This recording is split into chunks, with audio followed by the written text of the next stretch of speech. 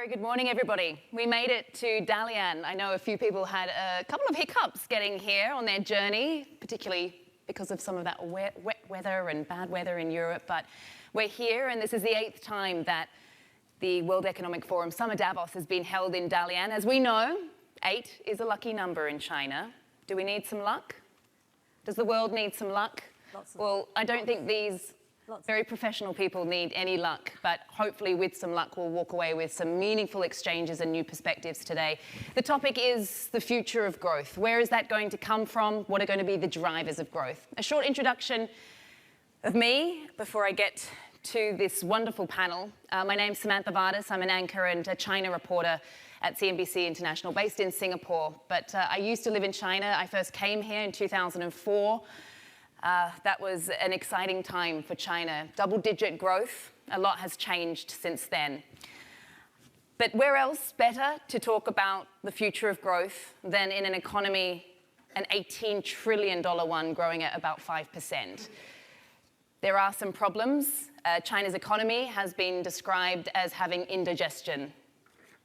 消化不良. We all have had indigestion, we know what it feels like. But the truth is, the reality is China is facing a future of structurally lower growth, a transition to more high quality growth. That has got people concerned. There are worries about the property sector and youth unemployment, of course, but still, many are looking to China to pull the weight here in terms of global growth. The IMF is looking at 3.2% this year, but it remains tepid. And there are many challenges that we face when it comes to geopolitical and trade tensions. There is fracturing that we're seeing across regions as well. So we're going to endeavour to unpack all of that today in these conversations. So let me waste no time in introducing our panel. And we do have the highest ranking women in their organisation sitting on this stage, 2 of them. Let me start with Amina, Mohammed, Deputy Secretary General, United Nations. She has been a key player in the global development agenda, from her role as a senior special assistant to the President of Nigeria on the Millennium Development Goals, to her role under UN Secretary General Ban Ki-moon on the post-2015 development agenda process. She now chairs the United Nations Sustainable Development Group. We've got Bonnie Chan, Chief Executive of the Officer of the Hong Kong Stock Exchange, also a co-chair here at the World Economic Forum in Dalian. With over 30 years of global capital market experience, she is an expert in supporting the transformation of Hong Kong's listed market and infrastructure, notably helping to enhance market quality, attractiveness and efficiency. Welcome to you 2 ladies. Sitting beside me, we have Faisal Alibrahim, the Minister of Economy and Planning of Saudi Arabia, supervisor of the Secretariat of the Council of Economic and Development Affairs, and is currently tasked with leading diversification of Saudi Arabia's economy. And right on the end here, we have Adam Tooze, Shelby Colum Davis Chair of History at Columbia University and Director of the European Institute, focuses on 20th century and contemporary history, notably economic history. He has written extensively about current economic trends, linking them to recent events such as the 2007-2008 global financial crisis. So these are our panelists today, and I do want to start off this conversation as someone who covers Chinese financial markets for a living. There's been a lot of talk about sustainability, the sustainability of future growth. I've been talking to investors about how they can be responsible investors, sustainably responsible investors. Do you look at companies and what they're doing in ESG? They say yes, but they say that there are a lot of challenges. So I do want to put this question to you, Amina. We talk about sustainable growth, we talk about equity and inclusion, but we want them to be more than just buzzwords. So how are you looking at the future of growth in a sustainable, inclusive way? Thank you for having us. Well, I mean, it's 7 years ago now. We had a 4-year conversation with business on how to do that when we shaped the Sustainable Development Goals. So use it as a framing where you have inclusive economies, but you're saying the transitions on energy, the transitions in food systems. Be very specific about it. Roll up your sleeves, those industries, what does that mean for them? And I think we did get a lot of traction. We still do have, for those who have embraced the ESG principles. They're hard because you have to invest in it and see the return in the longer term, not in the short term.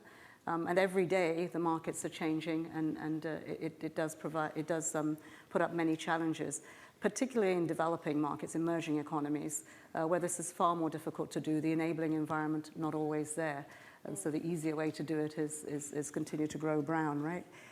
Growing green is a transition. It is an effort that you have to make in knowing that you want to be in the long term more sustainable for people, for the planet, to keep that 1.5 degree alive.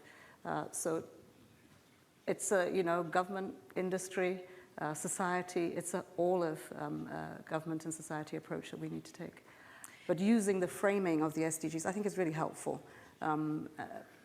Look at how you're thinking about your circular economy.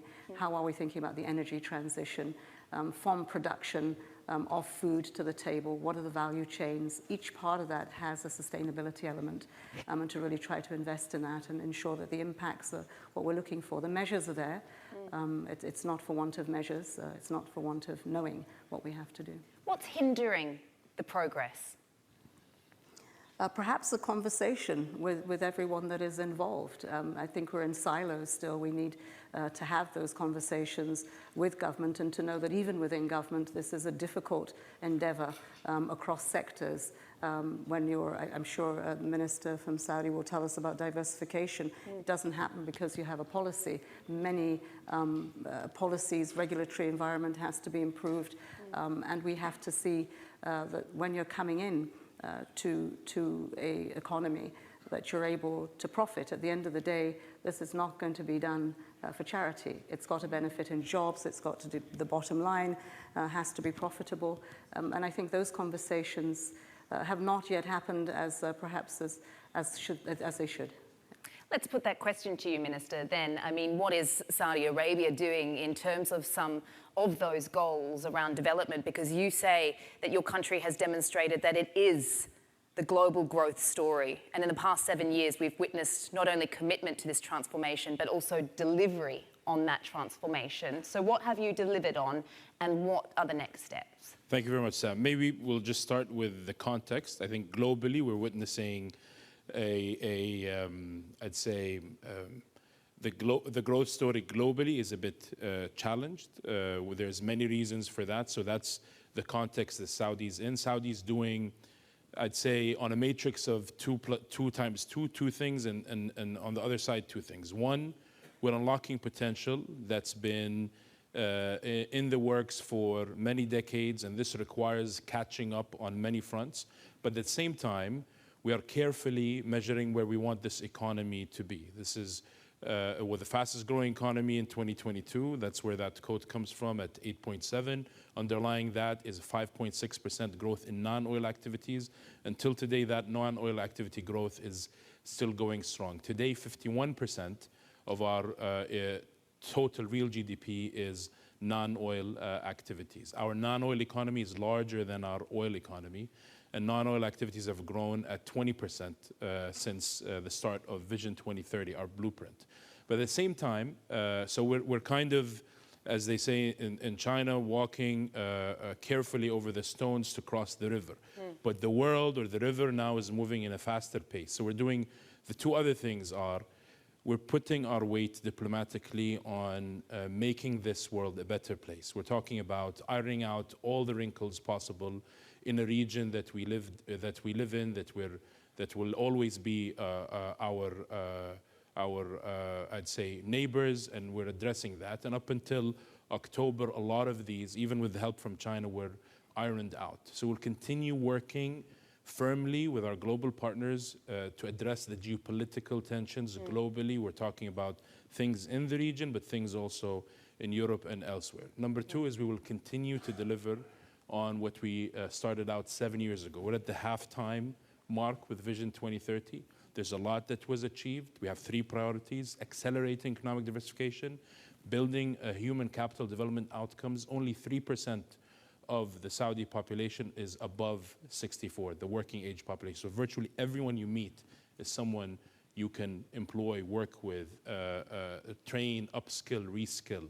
So it's a very exciting economic story over the next few decades.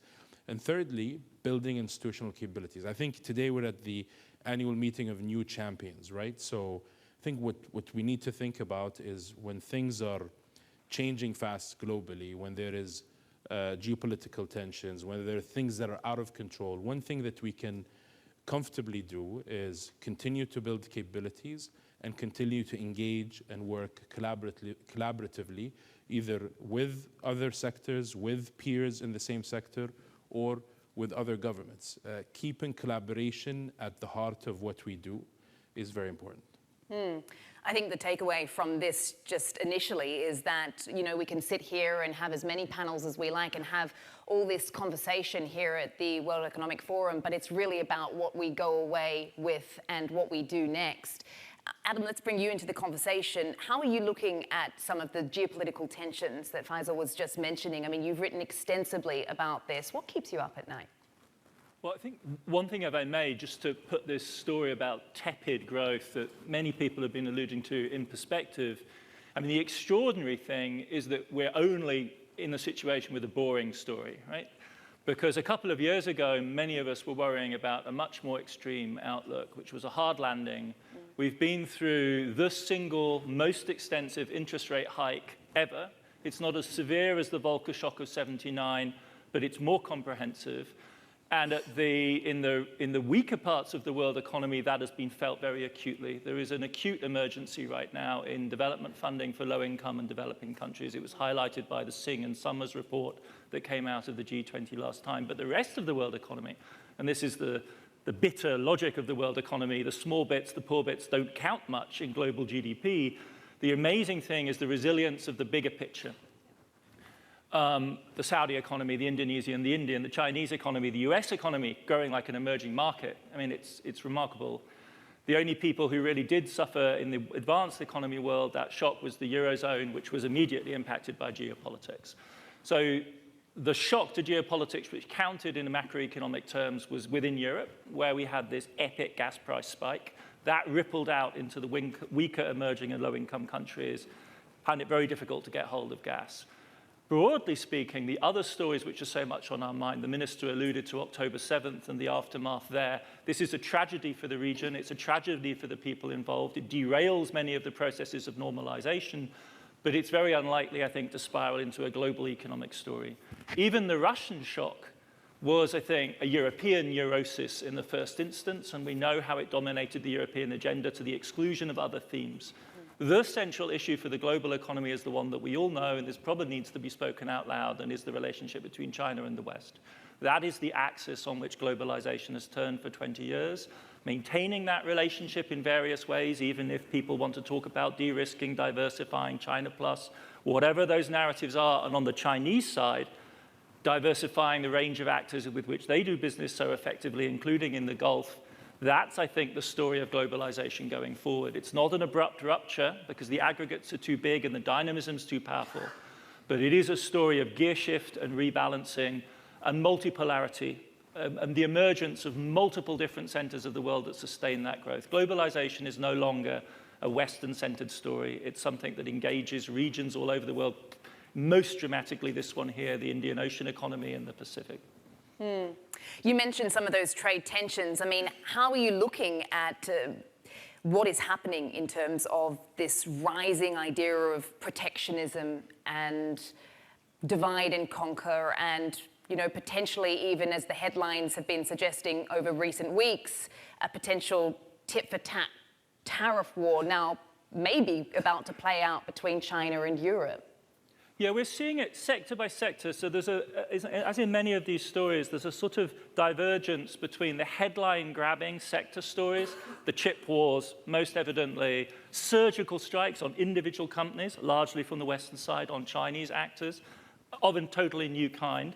Then entire sectoral strikes, so what the Europeans have done in sizing up the scale of subsidy to the key Chinese EV producers and targeting them one by one, or the 100% tariff on the American side.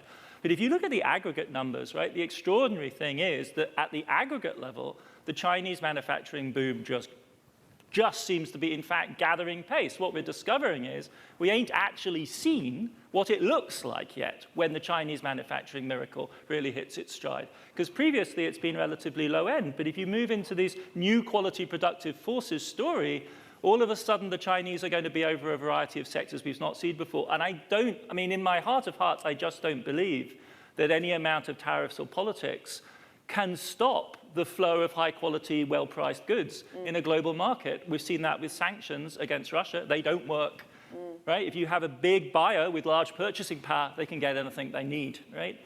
And so I think we're going to see heightening tension, a lot of dysfunctional politics, but that flow of goods, I find it very hard to see it being really stopped or contained. Yeah, it's interesting when you look at some of the headlines around this story that we were just alluding to with regards to the EU tariffs on Chinese EVs. Bonnie, of course, some of those EV makers listed over in Hong Kong. We're talking and thinking a lot more about the role of financial markets in global growth right now. And we were having a lovely conversation just before this panel about, of course, some of the biggest companies listed over in Hong Kong are behind the apps and the technology that are ubiquitous in China, perhaps several of which you people probably used this morning to get here to this conference. So how are you thinking about this story from a capital markets perspective? Yeah, well, first of all, I kept nodding when Adam was speaking just now, because if I look at the capital markets, fundamentally, what function it serves is really matching capital with opportunities. And of course, for HKEX, because we are the super connector between China and the rest of the world, we also want to match China opportunities with capital around the world. That's what we aspire to do. However, I think over especially the recent past, what we see is a little bit of dysfunctioning happening, because of geopolitics, and it's a pity because, I tend to think that, the markets operate the best when it can perform its function agnostically, all right? Disregarding geopolitics and all the rest. And when I look at, China, which has a very big pent-up demand for diversification from the investors' end, we're talking about $30 trillion of savings pile waiting to be deployed. And the channels through which this money, can go out to the rest of the world to invest, I think it's still limited. I mean, we do have a Stock Connect franchise. We operate at the exchange where, we help channel that funding. Now, if you look at the opposite direction, the rest of the world investing in China is massively, massively underweight. And why do I say it? It's the second largest economy of the world. If you think about the market capitalization of the A-share market, which is currently being held by the rest of the world, it's a low single digit. We're talking about 3%. Compare that same number, say in the US market, which is 15%. Regionally, Japan is over 30%. It just doesn't really make sense, especially as Adam alluded to. You are seeing all these new productive forces coming out in full throttle, really, in China. We're talking about artificial intelligence. We are talking about the chip space. We are talking about EVs. And when you say EV, we currently have 7 EVs company manufacturer listed on our stock exchange. In Q1 this year, they produce probably about 30% of the world's output of EVs. And it's just the beginning. Remember, we are talking about, around the world, countries who have made pledges to be carbon neutral by 2050, 2060. The million-dollar question is, how do we get there? How does humankind get to carbon neutrality if it is intercepted by all this deglobalization and fragmentation? It's very, very difficult. And so, I mean, going back to Amina's point, we can have policies, we can have regulation, but at the end of the day, it takes capital markets, right, to really match opportunities and do the work as well. If investors don't only pay lip service, but actually put into their investment decision, green transitioning and how they should be deploying capital is so much more forceful than simply having the policy and the regulations. And so I think there's still a lot to do. And I do hope that, as the world pivot, towards more towards Asia, we're going to hopefully see again globalization or re-globalization picking up momentum. You mentioned new productive forces, and a big part of that, of course, is artificial intelligence. Amina, I do want to throw it to you. I mean, how can technology and AI help in sustainable development moving forward? Because you can't have a conversation without talking about AI right now. No, you can't. I mean, I was listening to conversation just now. It's as though we're talking about two worlds. Yeah. A world that is still functioning and has the latitude to have a problem with China. And then a world that absolutely has nothing, is trying to catch up from the impacts of COVID, and then we bring along artificial intelligence. At the UN, the Summit of the Future, 75 years later, we are trying to put in place some of the guardrails for the potentials of AI. And that's difficult because it requires a multilateral conversation where everyone comes in seeing the good in this and the worthwhile to put in the checks and balances to make it work. There are huge potentials: education, health, opportunity in the food systems to catch up, energy. But all of this will require a world that is going to ensure that this closes a gap and doesn't widen it. And I'm just listening now to what is available. What are we investing in?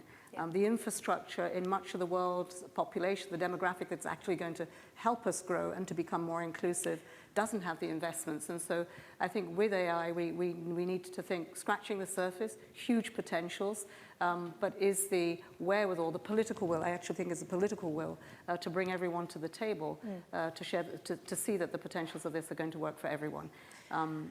I'm hopeful because I think that some of the discussions we're having now about how we will utilize that and what sort of governance will be in place to give everyone a fair chance are progressing. It's tough, but they are happening. And I think the investments will be there if we can find much more of a narrative that shows you what that will be to include everyone. I mean, it is two worlds we're talking about right now, and it is fracturing even more so. The conflicts, the climate crisis that we're all facing are realities. These are not going to be drawn up in boardrooms to try to protect yourself. They will cross borders, as we've seen. We have some atrocious conflicts that have become frozen, and then we have new ones, and they are gaining ground. We have climate change that just crosses borders, and we're having to invest in that. In fact, we're seeing many of the instruments we have no longer work. But with AI, but with, again, looking at the financial markets, access to the fiscal space that's needed for many of our developing countries, we can make that happen. We can make it for good. When you talk about borders, it just reminds me all the time of Neil deGrasse Tyson, the astrophysicist in the US, who always refers to that Apollo mission where the astronauts went to the moon and they looked back at Earth and they said, it's just one world. Why do we have all these borders and all these disagreements? If only everybody could have that cosmic perspective. Maybe we will, because we're trying to get to the moon. We've seen Elon Musk try to do it, so let's see. But to put a sobering statistic on what you're saying, Amina, this is a UN Trade and Development Body report. FDI falling 2% to $1.3 trillion last year amid what you cited over at the UN, global economic slowdown and rising geopolitical tensions. The drop, sadly, also partly down to concerns over greenwashing, another buzzword that we tend to hear. This is obviously a practice to make things seem more environmentally friendly than they actually are. At least that's the perception. How do we overcome this? I'm going to put it out to all of you. Yeah, Adam. I mean, I think as serious as the implications of this move are, I think it would help if we were realistic about the trajectory that we're on. Yeah. And 1.5 degrees was mentioned earlier, and we all know why 1.5 degrees is a totemic marker, because for many of the vulnerable small island states and the most vulnerable communities that will be most exposed to the climate shock, this is an existential number, but we are not even close, in no imaginable world, going to get to 1.5 degree stabilization. It requires a crash landing of emissions in notably China. Basically, you have to start switching off coal-fired power stations today, not build any new ones, and we know that's not the trajectory. And that's just one piece of the global puzzle. It would require the United States to terminate all new fossil fuel investment, which they continue to do on a large scale. It's not happening. We're on track for a 2-degree world. Best case, 2 to 2.5 more realistically. So that, I think, would orientate our strategy in a more realistic way. And I think that will, generally speaking, be helpful for the coordination of the crucial adaptation investments that are necessary, and to begin to think the very hard, in some cases tragic, conclusions of that outcome. Because we are going to be dealing with very large-scale population displacement. A very large swath of Central Africa will become uninhabitable. Large parts of the subcontinent of Southeast Asia will also become very stressed to live in. We need to be preparing systematically for that scenario. And to my mind, as grim as that is, it might also be the kind of agenda around which you can actually rally serious commitment. Because whilst you remain attached to what are in the end desirable, but I think wishful fantasies, the whole thing has a feeling of greenwashing. Whereas if we actually focus on the real scenario, the serious compromises that have to be made, and they are serious enough, to get us to 2 to 2.5 is still a historic transition. For China, it's a hairpin curve.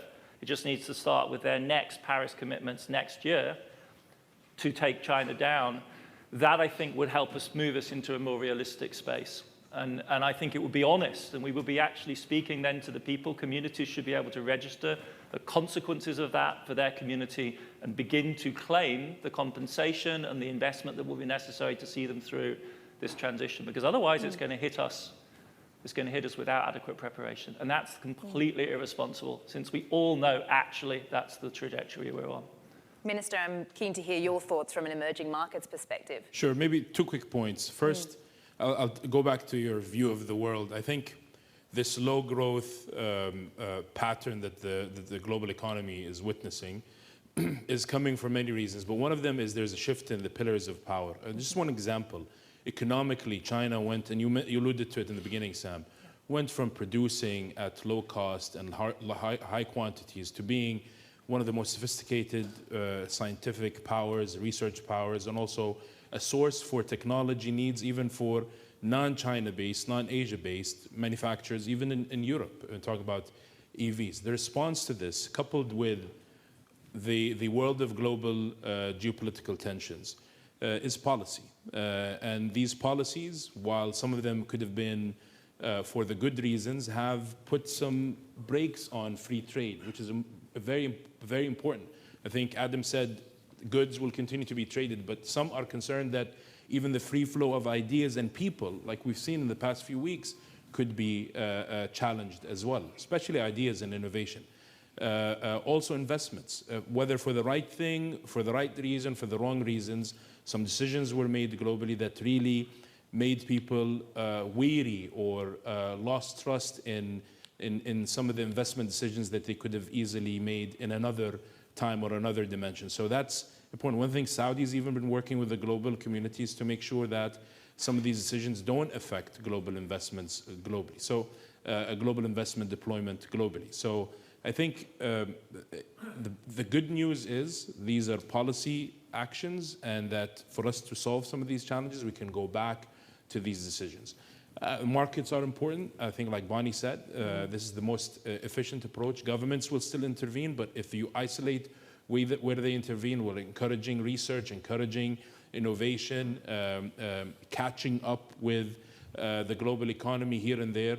But the other interventions should be, and maybe even security. And also, if you keep in mind, security without dialogue looks much different than security with dialogue. So dialogue and communication, engagement is very important. But that's on the one side, meaning we need to revisit our policies. If we're solving for the globe, for the global economy, our decisions would be different. If we're solving for that pale blue dot, our decisions would be a little bit different. But going back to your question, I think it's important to have an inclusive approach to these solutions. I think just focusing on one set of solutions and having a very ambitious target is not realistic. And we're seeing reality hitting the headlines even, the newspaper headlines, who are voicing towards these targets. For us to have a better chance at achieving these targets, we need to have an inclusive approach.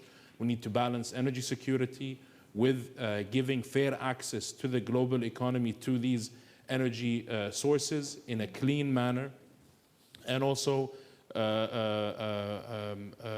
development. We need to give energy security, climate action, and development. These three forces need to be balanced out. Saudi is playing a role in that example.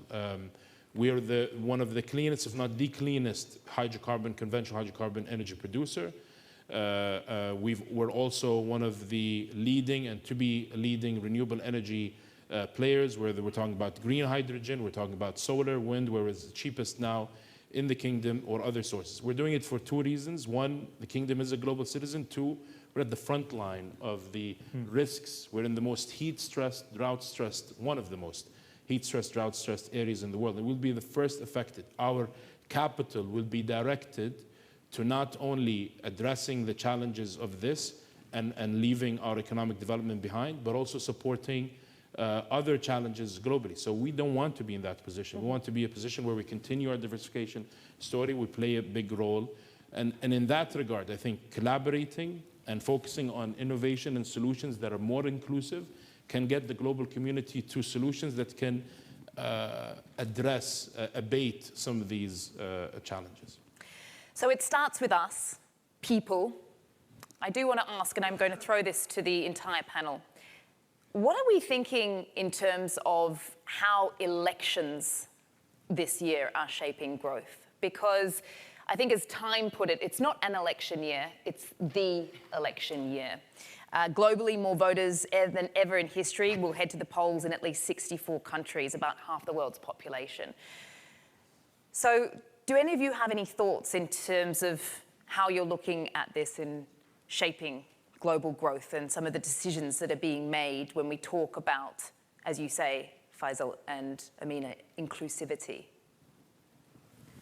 I think the politics of the world today is probably one of the biggest challenges we have in terms of predictability. And we're all focusing on the next election, and yet the world has to go on. So back to what Faisal has said, you need the political will regardless of who comes into office.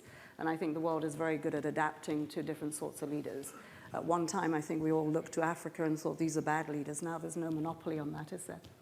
And what we really need to do is to get with the political will to the point that 1.5 may not be within reach. I think we've said it's in emergency care. But it's very focused, the G20. Just go to the G20 where over 80% of the emissions are and the decisions have to be taken, where finances move, and try to get something agreed in that body. It's G21 today, but I'm wondering if the extra one of Africa, people understand that that's 54 countries that have a huge debt crisis for those in, and that's looming, but no solutions to it.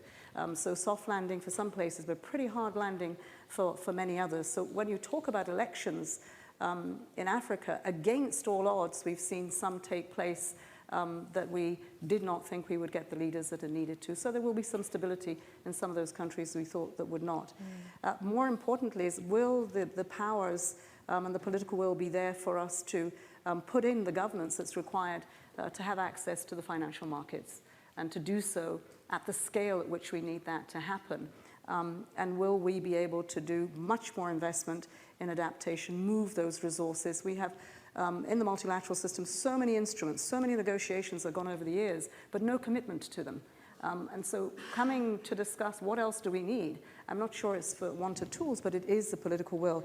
So elections this year, many are looking to perhaps our host, but also in Europe.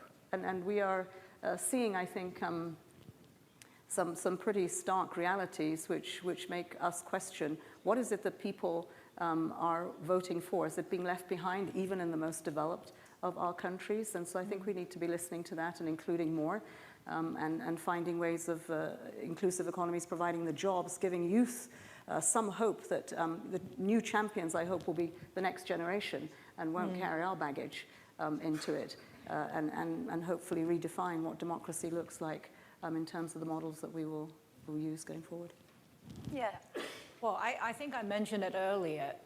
Capital markets, in my view, perform the best when it can operate agnostically, right, regardless of politics. But unfortunately, in this year, the election year, it gets into the conversation. I live it every day, right? People timing their deal around elections. Oh, maybe we should get everything done before November, right? Because God knows what's going to happen, right? And this is the kind of conversation that we're hearing a lot. But if I may go back to your earlier question on greenwashing, and the minister mentioned that we need more dialogue, more communications. I actually feel that the world needs needs to get to an agreement, okay? And why do I say it? You said it well.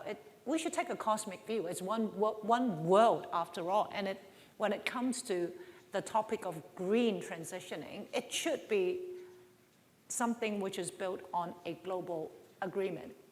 And if we have that, then greenwashing wouldn't have that much of a chance. Now, unfortunately, even on the topic of climate disclosure, and I had this conversation in January at Davos, the world had taken so long to get to an agreement, right? And we're still just beginning to see, for example, a broader adoption of the ISSB disclosure framework. But, it's quite late in the game already if we're serious about, all these net zero targets. And so I feel that, we do need that agreement to form quickly. We do need people to sing from the same hymn note in terms of how they want to sort of capture this data, in terms of climate disclosure, without which it's very easy for greenwashing to thrive because, you give people that opportunity, right, to maneuver through the gray area. And so I do hope that, now that the adoption guide has come up from the ISSB, we will see more momentum. But it is a complex topic, and I do agree with Adam that maybe it will help if the world can set more realistic goals. Yeah. I mean, take, for example, all this talk about Scope 3 disclosure, which talks about, the supply chain. It actually can give rise to a lot of inequality, when you are eventually seeing big corporates around the world potentially ditching sort of weaker players because they are unable to provide the Scope 3 information that these, very powerful corporates need to fulfill their mandatory disclosure requirements. That's when we potentially see even more inequality emerging. Adam, do you have some thoughts on this? I think this issue of elections and business and growth that you raise is profoundly difficult, right? Because there's no way which we can pretend to ourselves that business-driven growth and electoral democracy, especially in its more popular variants, are natural bedfellows. There is an inherently tense relationship between a situation in which a firm employs 40,000 people and a situation in which those 40,000 people get to go to an election and vote for the people that are going to govern them and set terms under which that business then operates. And so for this relationship to work, as it has very successfully in some of the richest parts of the world, it requires a very, very delicate balancing act on both sides. And since this is a business meeting, maybe we just focus on the responsibilities of business in that context. And that is to take a long-term and comprehensive view of what makes the best situation for development of all of your stakeholders. Does the government that you or the parties that you support, do they create, for instance, we've thought a lot about inclusion, the prospects of comprehensive inclusion of the entire population? Or are they offering you narrowly sectional, quick giveaway tax cuts? Right? Is that the kind of government that you want to work with? Well, you can see the upside. On the one hand, you pay less tax. On the other hand, it may not create an environment in which actually your workforce can be stably engaged in the community and secure a decent standard of living for themselves and their families. You might like, on the one hand, a government that soft pedals green policy, but in the long run, because it makes it easier, less regulation, less reporting, but in the long run, you've got to ask yourselves, where do you think the world is moving? And if you think it's moving towards a green energy transition, then you want a government that raises the bar for everyone so that everyone has to play at a higher level and you aren't disadvantaged and you aren't involved in a race to the bottom. right? These are the kind of calculations that responsible business and responsible capital have again and again engaged in when they've entered into this inherently difficult bargain. Yeah. And that is the historic responsibility of capital in places like Mexico, the United States, and large parts of Europe in this moment. Where do you take the quick, easy hit, the sugar high? Do you do the knee-jerk thing, which is resist a leftist government because you didn't vote for it and no one you know voted for it? Or do you think in the longer term about what your country needs in terms of social inclusion, broader horizons, a broader perspective? And there's no easy way out of here. There's nothing that can remove the responsibility of leading figures in any community in making that kind of choice, or public figures in speaking, which is why I'm choosing to say this right here, right now, because I can't sit on this panel and not say that. What's happening in Mexico right now is quite shocking, I think. The way in which business responded to a left-wing government with a very large mandate in a state of panic, headless chicken mode, oh my God, they're going to destroy the country. This is not a responsible way to react. I am worried about the way in which business is lining up in the United States right now in an election which many of us know is not just about American democracy, it's about the American Constitution, and it's about the order of the world. Nevertheless, I see a lot of people making short-term bids on lower taxes, less regulation, because that'll be good for me. These are the sorts of questions which anyone responsibly engaged in business worldwide in their own context and its specific historical setting by historical setting. Because in the end, capital is a crucial driver of world history, but politics counts. It's why China is the way it is. It's why Europe is the way it is. The United States is the way it is. It isn't because of different business communities. It's because of the radically different politics and history and legitimacy that derives from that history. And you have to reckon with that as responsible people engaged in business on a global scale. We've got 3 very short minutes to sort of talk about other things before we do throw it out to the audience. If you do want to ask some questions, perhaps think of some now. But when we talk about who's heading to the ballot boxes in all these elections, we've just seen India, for instance, have a mammoth election and record-breaking female participation in that. Amina, you've spoken out certainly about this, a lack of women at decision-making tables around the world, hindering progress when it comes to tackling conflicts and improving health and the standard of living. And of course, in Saudi Arabia, you have a number of policies where we've seen more female participation in the labor force. I want to talk about that and unpack some of these themes a little bit more. Sure. So on maybe before I get to Saudi, 2 more points. I know I'm saying everything in twos. I also had only 2 hours of sleep, so apologies for And you got 2 minutes. Very quickly, I'll try to be short here.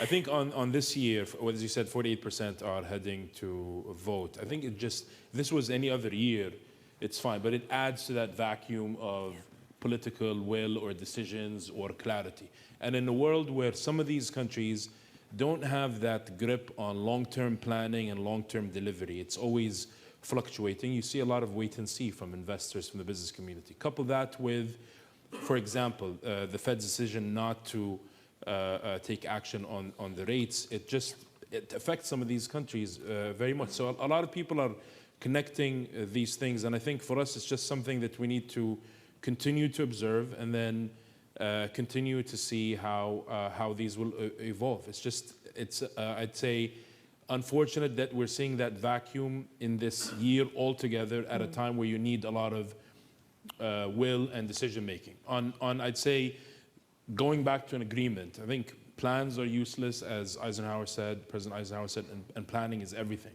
I think there is no shame from learning from our experiences and going back and putting realistic objectives and working together towards them. That's what happened with the Millennium Development Goals and the Sustainable Development Goals. That's why I mentioned in Saudi we're doing a lot of unlocking potential catch-up. There's things that we know we have to do, but there are things we decide we should do in a certain period and work together towards doing.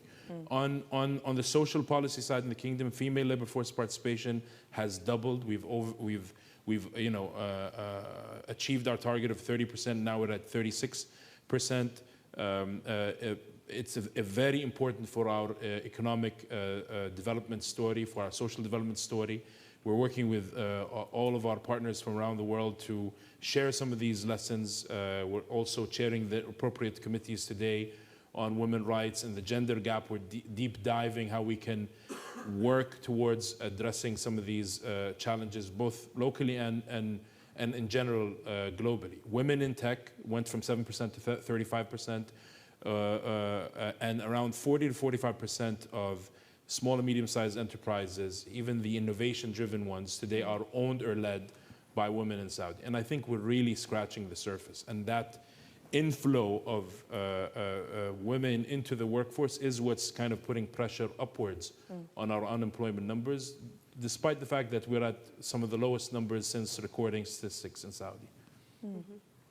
Well, I think we're getting women in places that we've never seen them before. Certainly in the United Nations, we see that in our management. We're 50% in the leadership. In countries where we represent that footprint, 50%. But ultimately, you need to see leaders in the P5 where we have women, where the decisions are taken, where leadership can be seen to deliver on. By the way, we have agreements. We have lots of agreements, and we have archives of them. And the last one in 2015, every year we have targets that we set. And these targets, if we had paid any attention to them, invested in them 7 years ago on the SDGs, we perhaps would have been closer, and we would have had a better response to it. Same with the 1.5. I mean, the agreements are there, but we are not implementing them. And I think that if we had the opportunity of putting women in those decision-making roles beyond, I think it's a political one, but we're not voting them into office, right? Because when I look at a panel that says, let's bring the heads of state and government in, very rarely will you get a picture of any women in it. And then everyone says, well, we need to see more women. We need to vote women into office. And by the way, women, you need to vote women in, and young people need to vote women in. This is not just going to happen because we say so. So I hope that in some of these really difficult elections, we've seen a woman come in Iceland, in Mexico, that we will continue to see more do that and then move. But I will agree with Faisal. It has to come from the bottom up, where you get the pressure, and then eventually, you know, as I hope to see from in the UN, that we'll finally get a woman in charge, and let's see what multilateralism looks like then. Yeah. So in Hong Kong, we did a simple but important step. We basically, at the stock exchange, mandated 2 years ago that we're going to stop single-gender boards for all our listed companies. We have 2,600 of them. At the beginning of the journey, there were about 800 companies which still had a all-male board of directors. And in less than 2 years' time, we've driven that number down to below 400, okay, which has to come to zero by the end of 2024. So, you know, we are now really putting pressure to the remaining, 400 companies. But the importance of that is, I think we're all in agreement already that diversity in the boardroom is important, so that when you look at a problem, you have different views and you come up with a more fulsome solution to that problem. And therefore, we're doing that little step, but nonetheless, I think it is creating a lot of very good momentum in Hong Kong. And I should say that in the financial services industry in Hong Kong, which is not a big place, we have a group of over 50 female CEOs, which is, I think, quite impressive, but more work to do there. That's a very positive statistic in female leadership. Thank you so much for that, Bonnie. Do we have any questions from the audience? Yes. You in the middle there, in the blue.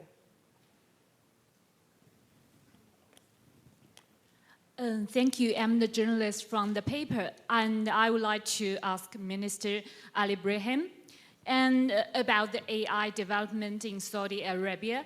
We know that Saudi is increasing its investment in AI, and I would like to know what Saudi's plans and action to become the leader of this area. Also, it cannot avoid that there will be great power competition in this field, and we notice Saudi is currently taking a long alignment position, but it's also faced some external pressure.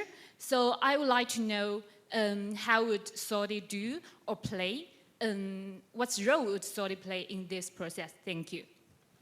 Thank you. So I think, well, the kingdom is looking at this from three different, I'd say, angles. One, as an investor, obviously you want to make the right investment. We are responsible for as a government and the Sovereign Wealth Fund, investing capital for future generations, but also for returns to support the economic diversification agenda. That's one. Two, as a power user, we want the public sector, the private sector, NGOs in the kingdom to be able to, because of policy, because of the right regulation, be able to access generative AI and other forms of AI as they evolve over the next decade or two for our work, policy making, decision making, and businesses as well. And number three is a platform. We think the kingdom has a lot to offer. We can talk about it, but it has a lot to offer for players from around the world to set up shop and accelerate the advancement of artificial intelligence. One thing we're really keen on, and we've been working with the forum recently on, is this global governance. The kingdom recently joined the Artificial Intelligence Governance Alliance. We specifically launched an inclusivity initiative.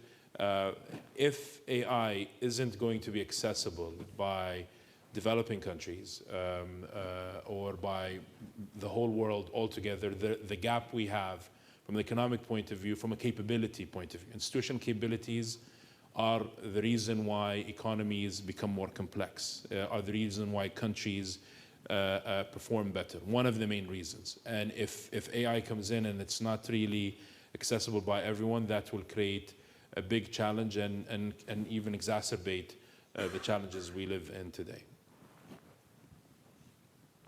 Yes.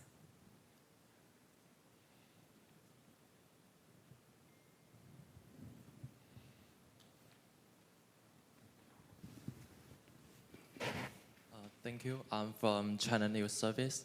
I have questions about the green energy transition. We know that a lot of countries are looking for business opportunities in this green field, but we also see that there's some trade protectionism is rising around the world. So I would like to ask our guest, what do you think what will this impact the world economy growth in the future? Thank you. Go first, Adam. If I may, I mean, I think the frustration with the protectionist moment is easily justified, right? I mean, it's an extraordinary situation we're in which China's very intensive green industrial policy pursued over more than a decade now has produced the cheapest sources of power the world has ever seen, and has actually cracked affordable EVs. And the reaction of the West is what? It shuts its markets to those products. The best justification that can be offered for this, and I think it's important to understand it, because it's a genuine dilemma, and I know policymakers both in the US and Europe are agonized about the choice they're making, but the justification they offer is to do with politics, which is that if the green energy transition essentially becomes identified with China Shock 2.0, in other words, with a quote-unquote invasion of cheap Chinese goods, it's poison in the democratic system for the momentum of the green energy transition. There has to be a degree of localization. Otherwise, you can't build and solidify the very fragile political coalitions around the energy transition in contested, pluralistic, difficult, often quite irrational democracies. And since these are countries, both the United States and Europe now, with substantial bodies of climate skepticism abroad, and in the United States in one party actually dominant, this is a real concern, and that's why the compromises are being made. The grand bargain that's on offer here is some sort of reverse China deal. So do the JVs, this time in Europe and the United States, and allow them to steal your technology rather than the other way around, and everyone will be happy. That, I think, is the way that this logic works out. I've, in fact, heard senior German decision makers say exactly that in exactly those words, right? If we invert this, if we do it the other way around, maybe there's a deal to be done. Yes. And I think that is the way to go, and that bargain is the one to drive for, is, okay, what do we need to do to get over this? If this is your local political bargain, how do we get to terms which work for both sides? Yeah, I absolutely agree with that, and I'm seeing it playing out. So EVs, for example, Adam mentioned, it's very affordable, what China has managed to produce, and the technology is good. So all this debate about overcapacity or not, I think, can continue as a debate, but the business reaction to solving that is, let's pursue the China +1 strategy, right? Let's go to those countries in Europe, in Southeast Asia, in the Americas, and build a factory there. Create jobs in the local economy, contribute to local GDP, and do a little bit of technology transfer. Maybe that's going to crack that difficult nut, but yeah, absolutely, that's what we're seeing in the front line. Yeah, it's very interesting how the EU is taking a very different approach, much more nuanced than, say, what we're seeing in the US. Perhaps that opens the door for more negotiations to see what is more mutually acceptable. Another question, yes, here at the front.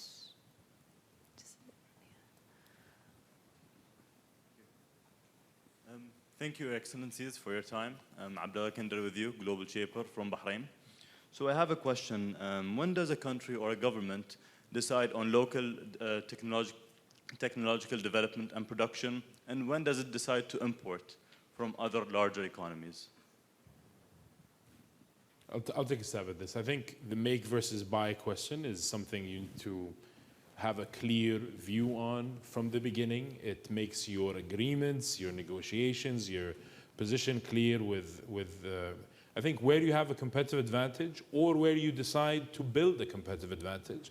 That's where you need to make. But otherwise, importing is more efficient, and that's a question that's always, the answer is always evolving, especially when you talk about technology. It's more challenging because technology is evolving very fast. We've seen where China started and where it's become to an exporter of technology despite the restriction. I mean, EVs, just to go back to the previous question, sorry. China has provided the world with a solution towards some of our climate challenges, and the world responded with a heavy-handed response that kind of said, no, maybe we don't want to go that fast towards, but that reveals some of the inconsistencies we have. I think continuous discussion internally at a government level, what do we want to develop capabilities in, competitive advantage in, even if we invest, and subsidies need to be with an end game. They can't be just very open-ended, and then continuous dialogue with partners. Yes, this lady at the front.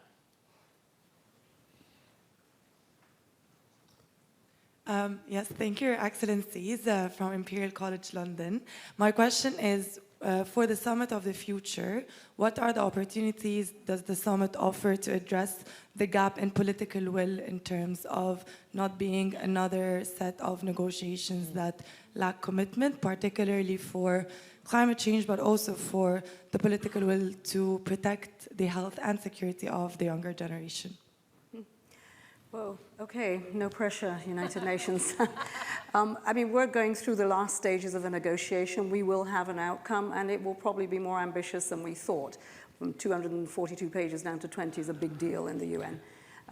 But I think what it is providing for are three outcomes that we think are serious enough for political leadership to buy into and to champion. One is that we really need to think about the peace. The new agenda for peace has to happen because the enabling environment for which you want to bring in your investments and grow economies will not be there unless you can do it. And that, I think, is one where the governance question in the United Nations and how the world runs itself will be a big one. But it's not the only crisis. The enabling environment is also climate as well, and we have to take a lot of political decisions there. The other two pieces are about the international financial governance.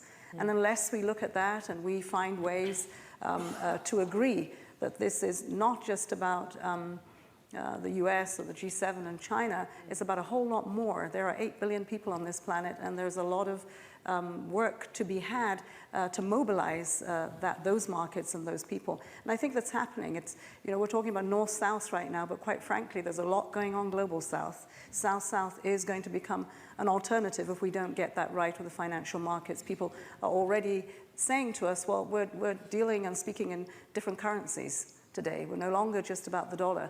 And okay, maybe in the short term we will not see that that makes any difference, but you know what, in the longer term it will signal a difference and people will do things differently. The third, and I think the last one, is again the new technologies. The new technologies, the governance piece is important, and how we move forward with that. But I think the discussion that hasn't really been had, and at the Summit of the Future I hope that this is what we will begin to start, is how this will transform societies. This is not just about tools that will improve the way we manage health or education, industry.